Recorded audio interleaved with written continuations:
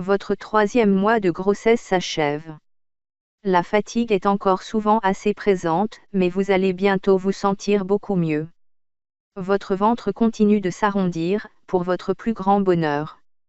Bébé continue lui aussi de grandir, et son visage de se transformer. Ses organes sont maintenant tout bien là et il est désormais possible d'identifier clairement son sexe. Ce ventre qui s'arrondit est l'étape de la première écho enfin passée, vous commencez à annoncer votre grossesse autour de vous. N'en oubliez pas pour autant les quelques formalités administratives et médicales à accomplir. Vous êtes toujours dans votre troisième mois de grossesse. 12 semaines de grossesse, votre corps, enceinte. Taille du ventre. À ce stade, le ventre de certaines futures mamans est déjà nettement arrondi. Pour d'autres en revanche, la grossesse est encore invisible, ce qui engendre crainte et frustration. Essayez de rester sereine, de nombreux facteurs influent sur la taille du ventre, notamment le nombre de grossesses antérieures et votre poids initial. Un peu de patience, dans quelques semaines vous aurez enfin la joie de caresser un ventre rond, et même de sentir les coups de votre bébé. Sein douloureux.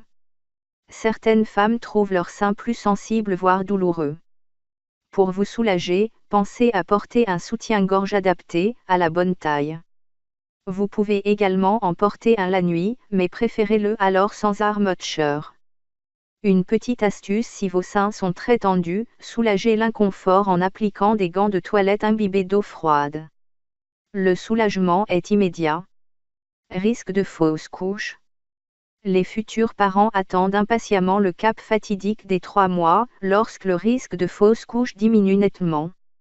À 12 semaines de grossesse, vous pouvez profiter de votre grossesse sereinement tout en restant à l'écoute de votre corps. Le risque zéro n'existe pas, si vous avez des douleurs inhabituelles ou des saignements persistants, mieux vaut consulter. Fatigué? Bonne nouvelle, si elles n'ont pas encore disparu, les nausées devraient commencer tout doucement à s'estomper. Si vous vous sentez fatigué, un seul mot d'ordre, reposez-vous. Demandez de l'aide autour de vous, faites-vous par exemple épauler par une femme de ménage pour l'entretien de la maison si vous le pouvez. Faites également attention à ce que vous mangez et pensez à vous hydrater suffisamment, en buvant tout au long de la journée. Enceinte, comment se sentir moins fatigué? La fatigue est une composante inévitable de la grossesse, surtout pendant le premier et le troisième trimestre. Nos conseils pour éviter de vous sentir épuisé pendant ces 9 mois. 12 semaines de grossesse, le développement du fœtus. Taille et poids. Le visage de votre bébé s'affine de plus en plus. Ses paupières se développent, ses yeux et ses oreilles prennent leur place définitive, sa mâchoire elle aussi se transforme. Même ses cheveux commencent tout doucement à pousser. Le lanugo, un duvet très fin, recouvre maintenant tout le corps de votre bébé, il a pour mission de protéger sa peau et tombera naturellement avant la naissance, ou juste après, pour les bébés nés avant terme. À la fin de la 12e semaine de grossesse, votre bébé fait maintenant environ 10 cm et pèse 70 grammes. Rendez-vous compte de son incroyable évolution en seulement 3 mois, et ce n'est que le début. Développement des organes.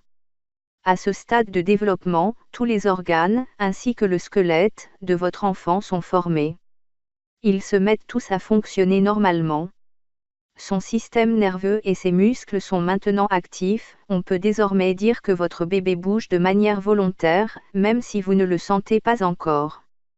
Les organes génitaux de votre bébé sont aussi formés. Chez la petite fille, les ovaires descendent. Chez le petit garçon, la prostate se forme. Si vous attendez un petit garçon, son pénis est désormais bien présent, si vous faisiez une échographie maintenant, vous pourriez le voir clairement. 12 semaines de grossesse, conseils et démarches. La déclaration de grossesse. Si vous n'avez pas encore envoyé votre déclaration de grossesse, que vous a remise votre médecin ou votre gynécologue lors de la première consultation prénatale, c'est le moment ou jamais. Pour bénéficier de vos droits, vous devez en effet l'envoyer avant la fin de la semaine prochaine. Pour rappel, le volet rose doit être envoyé à votre caisse d'assurance maladie, caisse primaire d'assurance maladie, RSI pour les indépendants, et les 2 volets bleus à votre caisse d'allocation familiale, CAF. Pour vous simplifier la vie, sachez qu'il est désormais possible pour votre praticien de télétransmettre automatiquement le formulaire au service concerné, un vrai gain de temps. Vous bénéficierez, entre autres, de la prise en charge à 100% des examens médicaux dits obligatoires, pendant toute la durée de votre grossesse, mais aussi après. Quand et comment faire sa déclaration de grossesse? C'est à l'issue de votre premier examen prénatal que vous allez effectuer une déclaration de grossesse. Elle va permettre d'informer la CAF et les allocations familiales que vous êtes enceinte, afin de pouvoir être prise en charge. La consultation du 4e mois. En cette fin de 3e mois de grossesse, vous pouvez prendre rendez-vous pour votre consultation du 4e mois. C'est la 2e des 7 consultations obligatoires, après celle que vous avez passée au tout début de votre grossesse.